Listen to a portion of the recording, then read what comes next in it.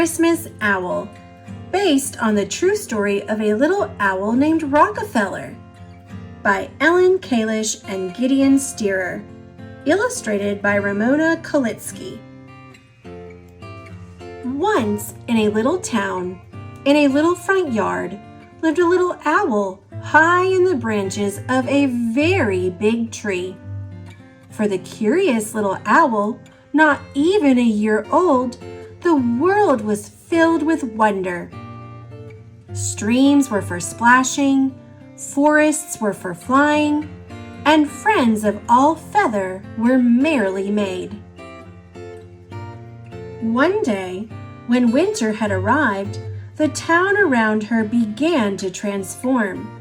Houses were decorated, lights were strung, jingles and music filled the icy air. Little Owl watched and listened, and that night, when darkness came, the whole town glittered and glowed. "What is going on here?" she asked her friends. "Christmas," said Moose. "And what is that?" Little Owl said. "Not sure," said Rabbit. "No idea," said Skunk. "No one knows," said Squirrel. "But it happens every year."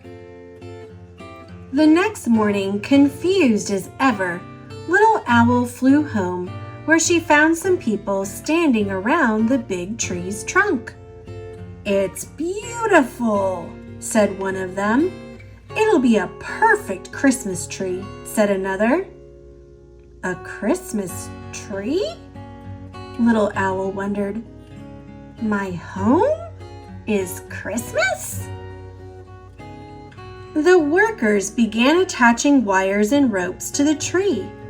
As Little Owl hid in the shadows, the branches pulled tight around her.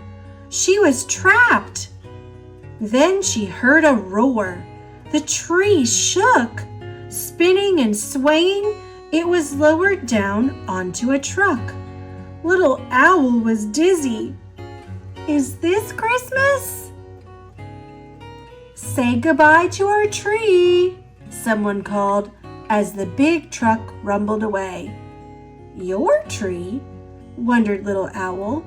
"How could anyone own a tree?" For hours and hours they drove. The cold wind rushed beneath her feathers. Little Owl was hungry, but there was nothing to eat. She was thirsty, but there was nothing to drink. She was lonely, and her friends were far, far away. "Is this Christmas?" Pinned against the tree, she tried to sleep. At last, 3 days later, the truck came to a stop. Again, the tree jostled and lifted. Then, all at once, its branches spread. Worn and weak, Little Owl edged out into the light. "Where am I?" Below her, hundreds of people stomped and scowled, and cars clogged the streets. Above, strange towers scraped the sky. "This is not home." She tried to flap her wings, but she wasn't strong enough. As her eyes were closing, she saw, "There's an owl in here." When Little Owl awoke, she was in a box. It opened and a new face peered inside. "Hello, little one. I'm Ellen. Let's get you inside."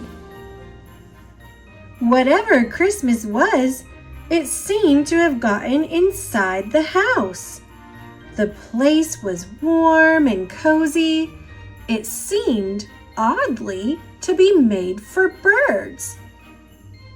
"Why are you here?" Little Owl asked. "Broken leg," said Hawk. "Broken wing," said Falcon. But Ellen Ellen looks after us until we're ready to fly free again." After all this, Little Owl wondered, could a human really help? Over the next days, Little Owl gulped down water and gobbled thawed mice. She was given an X-ray, and every day Ellen checked her feathers, eyes, and ears. Ellen is helping. Could Christmas be caring? Could Christmas be kind? Ellen held Little Owl in her hand. "After all you've been through," she said, "it's a miracle you're alive." But was Little Owl ready to fly? "Almost," cried her new friends. Ellen smiled. "Almost," she said. At last, at dusk on Christmas, they drove to the top of the mountain. Ellen lifted Little Owl from the box and raised her arm. "You're free," she said. "Welcome home." For the last time, the friends looked at each other. Then Little Owl flapped her wings and flew higher and higher into the sky. But she wasn't going home just yet. When at last she reached the very big tree, which was now a very big Christmas tree, she settled on her favorite branch, bright and brilliant. The city was not what she remembered. The cars had disappeared. The great towers were merrily lit. The people were smiling and skating. Some were even singing. They held hands and hugged. All it seemed were eager to love. Is this Christmas? Yes, Little Owl thought. It must be. For some time, Little Owl sat, basking in the golden glow. When at last the moon peeked above the buildings, she knew it was time to go home. "You're back!"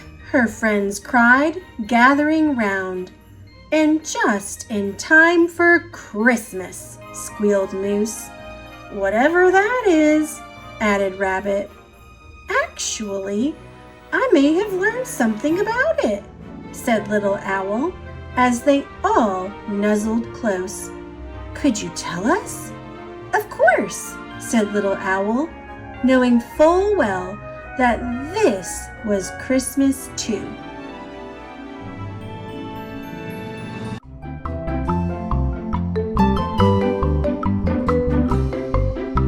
Thanks for watching. Click subscribe. See you later, alligator.